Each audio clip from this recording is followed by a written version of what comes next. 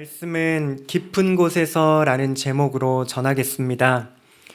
여러분 혹시 물에 빠져 보신 적 있으신가요? 저는 시골 출신으로서 어릴 적에 개울가와 저수지 가리지 않고 열심히 헤엄치러 다녔습니다. 예상하셨겠지만 장난치다가 제가 깊은 물속으로 발이 닿지 않는 곳으로 빠져 들어간 적이 있었는데요. 그 순간에 갑자기 숨이 턱 막히고 너무나도 불안하고 두렵고 마치 죽을 것과 같은 그런 공포가 찾아오게 되었었습니다. 혼자 힘으로는 그 물 웅덩이에서 어떻게 빠져나올지 도저히 손쓸 길이 없었습니다. 그때 누군가 같이 놀던 동네 형이 저를 몇 번 건져 주었는데요. 그래서 지금 이 자리에 제가 있을 수 있었습니다. 오늘 시편 기자 역시 인생에서 이러한 깊은 곳을 경험하고 있습니다. 그는 혼자 힘으로는 결코 빠져나올 수 없는 그런 절망의 바다에서 하나님을 향해 부르짖고 있습니다. 시편 130편은 바로 그 깊은 곳에서 건지시는 하나님의 은혜를 노래합니다. 오늘 말씀을 통해서 우리 삶의 깊은 곳을 함께 들여다보며 그 속에서 우리를 붙드시고 건지시는 하나님의 따뜻한 손길을 경험하는 시간 되기를 소망합니다. 1절 말씀에서 시인은 이렇게 부르짖습니다. 여호와여, 내가 깊은 곳에서 주께 부르짖었나이다. 하나님, 제가 깊은 곳에 있습니다. 그곳에서 주님께 부르짖고 있습니다. 이렇게 간절히 외치고 있습니다. 시인이 지금 말하고 있는 이 깊은 곳이라는 이 자리는 어떠한 장소를 가리킬까요? 이 깊은 곳이 어디인지 이해하기 위해서는 고대 히브리인들, 고대 이스라엘 사람들이 우주에 대해서 지구를 어떤 모양으로 생각하고 있는지 우리가 들여다볼 필요가 있습니다. 함께 화면 준비된 그 그림 함께 보시겠습니다. 네, 오늘날에는 우리가 지구가 둥글다고 생각을 하지만 고대에는 땅이 평평하게 그냥 평평하다고 생각을 했습니다. 그리고 땅 위에는 산이 우뚝 솟아 있었고 하늘은 저 그림에서 보이는 것처럼 마치 양철 지붕이 덮고 있는 것처럼 딱딱한 하늘이 땅 위를 덮고 있다고 믿었습니다. 그 하늘 위에는 해와 달과 별들이 지나다닐 수 있는 길이 있어서 하루에 한 번씩 똑같은 자리를 지나간다고 여겼습니다. 저 평평한 땅 아래에는 무엇이 있을까요? 땅 아래에는 깊은 바다가 존재합니다. 그리고 바다 속에는 그 땅을 받치고 있는 일종의 기둥들이 존재했었는데요. 그 기둥을 따라 내려가다 보면 바다 가장 깊은 곳에 죽음을 상징하는 그 음부로 향하는 문이 있다고 여겼습니다. 성경에서는 이곳을 종종 스올이라고 불렀습니다. 바로 이 죽음의 문, 이 스올과 맞닿은 자리를 깊은 곳이다. 이 깊은 곳이라고 부르는 곳이 바로 이러한 죽음의 문을 바로 앞둔 자리였습니다. 바다 깊숙한 곳에 혼돈과 공허와 어둠이 짙게 깔린 그런 장소가 바로 깊은 곳이었습니다. 지금은 아무도 그렇게 지구가 생겼다고 믿지 않지만 이것이 바로 고대 이스라엘 사람들이 생각하는 지구의 모습인데요. 시인은 바로 이 깊은 곳에서 바로 죽음의 문턱 앞에서 하나님께 부르짖는다라고 고백을 합니다. 우리가 이 시편을 보면 아시겠지만 실제로 시인이 이 바닷속으로 들어간 것은 아닙니다. 성경에서 말하는 이 깊은 곳은 물리적인 장소가 아니라 육체적으로나 정서적으로나 그리고 영적으로 절망의 끝자리에서 정말로 무엇 하나 우리 힘으로 할 수 없는 그러한 절박한 자리를 가리키고 있습니다. 그리고 그 자리는 하나님과 가장 멀리 떨어져 있는 자리라고 여기었습니다. 하나님은 저 멀리 하늘 위에 그 하늘에 계시며 마치 우리는 하나님께 다다를 수 없는 것처럼 멀리 계신 것처럼 그렇게 느껴지는 자리가 바로 깊은 곳입니다. 빛조차 스며들 수 없는 저 깊은 그 어두운 속에 그저 시인은 탄식을 내뱉으며 2절 말씀에 이렇게 부르짖지요. 주여 내 소리를 들으시며 나의 부르짖는 소리에 귀를 기울여 주시옵소서. 그렇다면 시인은 도대체 무엇 때문에 이러한 깊은 곳에 들어가게 되었을까요? 3절을 보시면 여호와여 주께서 죄악을 지켜보실진데 주여 누가 서리이까 이렇게 고백합니다. 공의로우신 하나님 앞에서는 죄인이 아닌 사람이 아무도 없습니다. 시인은 자기 자신의 그 개인의 죄악뿐만 아니라 공동체와 사회 전역에 퍼져 있는 그 죄악 그리고 죄의 영향력으로 인해서 지금 너무나도 아파하고 비참해하고 있습니다. 바로 이 죄의 무게가 바로 시인을 깊은 곳으로 끌어내리고 있습니다.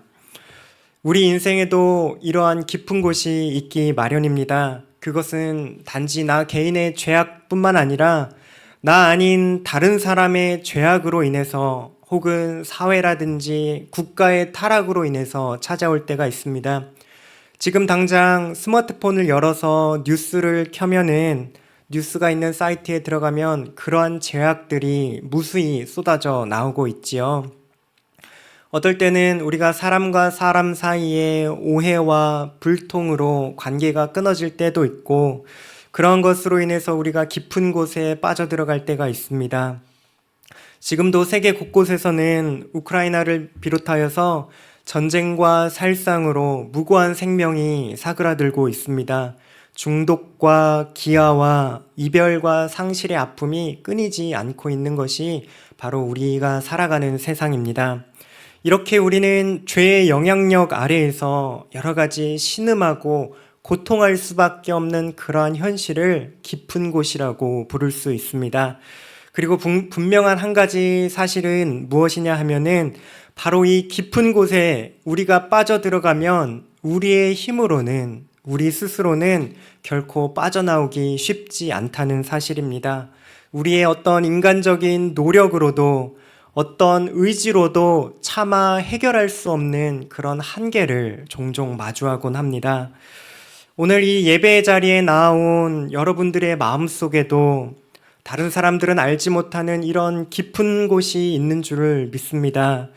그곳에는 고통과 비참함, 설명할 수 없는 상처들이 자리 잡고 있는데요. 네, 저 역시도 마찬가지입니다. 제가 여러분들을 뵐 때 항상 웃으며 인사하고 또 체격도 조금 왜소하고 좀 작아서 이런 깊은 곳이 없어 보이겠거니 네, 이렇게 생각하시겠지만 제 속에도 이로 말할 수 없는 깊은 것들이 여러분들에게 설명할 수 없는 그런 깊은 것들이 다 자리 잡고 있습니다. 여러분들의 자녀는 어떠하신가요? 어른들의 눈에는 마냥 어린 것 같지만 어른들에게 차마 이로 다 말할 수 없는 그런 깊은 것들이 우리 자녀에게도 존재합니다. 이처럼 눈에 보이지 않더라도 우리 속에는 각자마다 깊은 것이 존재합니다. 가장 먼저 우리는 우리 안에 이 깊은 것이 존재한다는 사실, 그래서 우리가 너무나도 비참한 처지라는 사실을 깨달아야 합니다. 예를 들어 보면 주위에 누가 봐도 낯빛이 어둡고 아파 보이는데 정작 본인은 잘 모르는 사람이 가끔 있습니다. 아무리 아파도 본인이 알지 못하면 제대로 된 치료를 받을 수 없고 병원에 찾아가지 않지요. 그러한 것처럼 아무리 우리가 잘 살아가는 것 같더라도 우리가 이 깊은 곳에 빠졌다는 사실을 깨닫지 못하고 우리의 이런 낙심스럽고 고통스러운 현실에서 건짐을 받으려면 우리는 도저히 우리 힘으로 헤어나올 수 없는 이 깊은 곳에 빠져 있다는 사실, 여러 가지 고통과 죄책감, 그리고 반복되는 죄의 무게에 눌려 있다는 사실을 먼저 깨닫는 것이 너무나도 중요합니다. 내 힘으로는 도저히 빠져나올 수 없는 바로 이 깊은 곳, 우리의 죄와 죄의 영향력들을 인정하는 일이 필요합니다. 시인은 바로 이러한 비통한 자리, 비참한 자리에서 하나님을 향해서 부르짖고 있습니다. 이러한 비참함을 깨달은 그 자리에서 비로소 시인은 고개를 들어서 저 높이 하늘에 계신 하나님을 바라보기 시작합니다. 하나님만이 나를 건져내실 수 있구나. 하나님만이 나를 이 깊은 곳에서 끄집어내실 수 있구나 하는 사실을 깨닫게 되지요. 전도서의 저자도 이렇게 고백합니다. 전도서 1장 2절에 보면은 헛되고 헛되며 헛되고 헛되니 모든 것이 헛되도다 라고 반복해서 말합니다. 왜 그럴까요? 우리의 인생은 해 아래서 살아가기 때문입니다. 구원은 해 아래에 있지 않습니다. 우리는 해 아래에 있는 그 어떤 것으로 우리의 구원의 방편을 삼을 수 없습니다. 오직 하늘 위에 계신 주님, 그 주님께만 우리의 구원이 있습니다. 하늘에 계신 하나님만이, 그분만이 우리를 도울 수 있지요. 그렇다면 하늘에 계신 하나님께서는 어떻게 우리를 건져 주실까요? 4절 말씀을 함께 보시겠습니다. 함께 읽겠습니다. 시작. 그러나 사유하심이 주께 있음은 주를 경외하게 하심이니이다. 시인이 이렇게 고백합니다. 하나님께는 사유하심, 곧 용서의 은혜가 가득하다라고 고백을 하지요. 하나님의 용서는 어떠한 특징이 있을까요? 3절에서는 하나님이 우리의 죄를 단 하나도 놓치지 않으신다라고 말하였습니다. 하나님은 우리의 죄를 모두 다 지켜보고 계십니다. 그렇기 때문에 하나님 앞에서 우리의 죄를 가려낼 수도, 그리고 우리의 죄에 대해서 우리가 감히 변명할 수도 없는 처지입니다. 그러나 놀라운 사실이 있습니다. 하나님은 우리를 용서하시기로 이미 창세전부터 계획하셨다는 사실입니다. 하나님은 예수 그리스도 안에서 우리를 택하시고 우리를 용서하고 우리를 치유하고 회복하시기로 이미 결정하셨습니다. 이러한 은혜는 이미 에덴 동산으로부터 드러나게 되었는데요.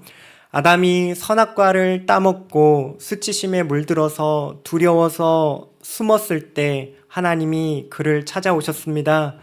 아담아, 내가 어디 있느냐? 하나님이 물으실 때 아담은 두려움 속에 떨며 깊은 곳으로 그 나무 아래로 숨었지요. 그러나 하나님은 그를 포기하지 않으셨습니다. 하나님은 아담이 너무나도 두려워서 자신의 수치를 스스로 가려보기 위해서 나뭇잎으로 지어 입은 그 옷을 바라보셨습니다. 그런다고 우리의 죄의 고통과 죄의 수치는 가려지지 않지요. 그래서 하나님께서는 동물의 피를 흘려서 손수 가죽 옷을 지어 입으심으로 하나님의 용서와 사랑을 보여주셨습니다. 이처럼 성경을 읽다 보면은 하나님 앞에 나아간 사람들 중에 하나님이 용서를 거절당한 사람은 단 한 명도, 단 한 번도 없음을 알 수 있습니다. 시인은 바로 이렇게 용서하시는 하나님의 은혜를 기억합니다.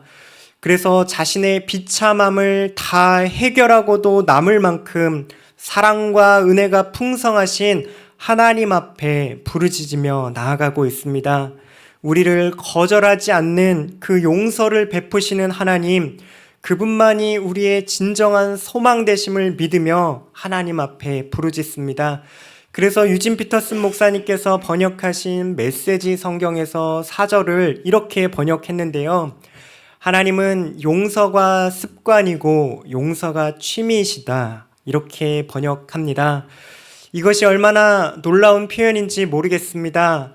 하나님은 우리를 용서하실 때 그냥 기분 좋을 때 가끔 해주시는 분이 아니라 어쩌다가 우리가 하나님께 잘 보이면 그때만 용서해 주시는 분이 아니라 늘 항상 하나님 앞에 나와서 용서를 구하고 은혜를 구하면 항상 용서하시는 분, 그것이 바로 하나님의 성품이다라고 고백하고 있습니다. 시인은 또한 7절과 8절에서 이 용서를 또 이렇게 표현합니다. 함께 한번 읽어보시겠습니다. 시작. 이스라엘아 여호와를 바랄지어다. 여호와께서는 인자하심과 풍성한 속량이 있음이라. 그가 이스라엘을 그의 모든 죄악에서 속량하시리로다. 여기서 속량이란 무엇을 가리킬까요? 값을 치러서 자유를 얻게 하는 일, 이것을 속량이라고 일컫습니다. 대신 값을 치러서 갇힌 자를 풀어주고 빚진 자에게 자유를 주는 일이 바로 속량입니다. 하나님은 우리를 용서하기 위해서 어떠한 값을 치르셨나요? 그 대가를 누가 치르셨을까요? 바로 하나님의 아들 예수 그리스도께서 십자가에서 자신의 생명으로 우리의 죄값을 다 치러 주셨습니다. 그 흘리신 피가 바로 우리의 속량의 증거가 됩니다. 하나님께서는 직접 우리의 죄와 우리의 고통과 우리의 아픔을 자신의 것으로 끌어안으시기로 결정하셨습니다. 하나님은 우리를 그 깊은 곳에서 건지기 위해서 저 높은 하늘의 보좌를 버리시고 스스로 낮고 낮은 이 땅에 깊고 깊은 그 자리로 내려오셨습니다. 이렇듯 하나님의 풍성한 속량이 있는 곳, 그곳이 바로 십자가입니다. 사랑하는 성도 여러분, 우리는 수시로 이 깊은 곳으로 빠져듭니다. 그렇게 너무나도 연약한 죄인이고 반복해서 죄를 짓기 쉬운 그런 존재입니다. 우리는 실수하고 죄를 반복할 때마다 이제는 도저히 하나님 앞에 나아갈 면목이 없다, 이러한 죄책감이 우리의 생각을 짓누르게 됩니다. 하나님 앞에 설 때마다 우리의 마음이 너무나도 무겁고 그 죄책감에 눌려 두려울 때가 많이 있지요. 하지만 기억하시기 바랍니다. 하나님의 사랑과 그 용서는 우리가 무언가를 잘해서 주어진 것이 아니라는 사실입니다. 우리의 모습이 괜찮아서 받은 것도 아닙니다. 하나님의 용서는 우리 행위에 대한 어떤 보상이 아니라 그저 은혜로 주시는, 값없이 주시는 선물입니다. 우리가 스스로 노력해서 우리가 저 깊은 곳에서부터 하나님이 계신 저 높은 하늘까지 열심히 기어 올라가야만 주어지는 것이 아니었습니다. 오히려 우리가 깊은 곳에서 신음하고 있을 때, 우리가 어찌할 바를 모르고 좌절하고 낭망해 있을 때 하나님이 우리가 그 신음하는 자리로 먼저 찾아오셨습니다. 바로 그 증거가 하나님의 아들 예수 그리스도를 이 땅에 보내신 그 사건이지요. 그렇기 때문에 여러분들이 지금 깊은 곳에 계시다면 바라볼 수 있는 곳은 단 하나입니다. 바로 예수님께서 달리신 그 십자가입니다. 십자가는 죽음의 자리입니다. 우리 인간이 가장 비참해질 수 있는 깊은 곳 중에 깊은 곳이 바로 십자가였습니다. 그곳에서 하나님은 우리를 향한 사랑을 부어주고 계십니다. 십자가를 바라보는 자들에게는 하나님이 새 아침을 열어주십니다. 용서와 회복, 그리고 새 생명이 거기로부터 시작하고 있습니다. 그렇기 때문에 우리가 할 일은 단 한 가지입니다. 우리에게 용서를 베푸시는 그 하나님, 우리에게 사랑과 구원을 베푸시는 그 하나님을 기다리는 것입니다. 5절과 6절에서 시인이 이렇게 고백합니다. 나 곧 내 영혼은 여호와를 기다리며 나는 주의 말씀을 바라는도다. 파수꾼이 아침을 기다림보다 내 영혼이 주를 더 기다리나니 참으로 파수꾼이 아침을 기다림보다 더하도다. 여러분, 보초를 한번 서보신 적 있으신지 모르겠습니다. 그 밤이 얼마나 긴지 모르겠습니다. 하지만 파수꾼에게는 그 밤을 자신의 노력으로는 1분 1초도 단축시킬 수 있는 능력이 전혀 없습니다. 하지만 한 가지 분명한 사실이 있습니다. 우리의 밤이 아무리 길지라도, 우리가 아무리 깊은 어둠 속에 있을지라도 아침은 반드시 찾아온다는 사실입니다. 그렇듯 하나님의 은혜는 우리가 스스로 만들어낼 수 있는 것이 아닙니다. 오직 하나님께서 주실 때에 값없이 받게 됩니다. 바로 이러한 확신 때문에 오늘 이 시인은 하나님을 기다리기로 결심합니다. 인생의 아무리 깊은 어둠 속에 잠겨 있을지라도 하나님이 반드시 아침처럼 나의 인생 가운데 찾아올 것이다. 하나님이 풍성한 사랑과 그 용서의 빛으로 우리의 깊은 곳을 비추시고 나를 다시 일으켜 세우신다라고 고백하고 있습니다. 사랑하는 성도 여러분, 오늘 우리는 시편 130편을 통해서 우리의 깊은 곳에, 우리 인생의 깊은 곳에 찾아오시는 그 하나님의 은혜를 살펴보았습니다. 우리 속에 있는 죄책감과 상처와 여러 가지 삶의 고난과 아픔들, 이 모든 것들이 우리를 깊은 곳으로 끌어내릴 때가 있습니다. 중요한 사실 한 가지를 꼭 기억하시기 바랍니다. 그 깊은 곳에서 우리가 하나님께 부르짖을 때 하나님이 우리의 음성을, 우리의 기도를 들으신다는 사실입니다. 하나님은 우리를 바라보실 뿐만 아니라 예수 그리스도를 통해서 십자가에서 이미 우리가 치러야 할 그 모든 값을 대신 치러 주셨습니다. 하나님은 우리가 하나님 앞에 나아갈 때에 단 한 번도 용서를, 그분의 사랑을 거절하신 적이 없으십니다. 바로 그분의 사랑과 그분의 용서가 우리 삶에 찾아온 깊은 어둠을 물리치고 우리의 절망을 소망으로 바꾸어 주십니다. 오늘 깊은 곳에 머물고 계신 여러분들에게 필요한 것은 단 한 가지입니다. 바로 깊은 곳에 찾아오시는 그 하나님을 바라보고 그 하나님을 기다리는 것입니다. 파수꾼이 새벽이 오는 것을 기다리듯이, 파수꾼이 아침 해가 떠오르는 것을 기다리듯이 우리의 영혼도 하나님이 주실 그 은혜의 아침을 믿음으로 기다리시기 바랍니다. 우리가 깊은 곳에서 부르짖을 때 하나님이 우리를 건지시고 우리를 반드시 회복시켜 주실 것입니다. 함께 믿음의 한 줄 고백하시겠습니다. 시작. 우리의 인생의 가장 깊은 곳에서 주님께 부르짖습니다. 사랑과 용서가 풍성하신 하나님 은혜를 주시옵소서.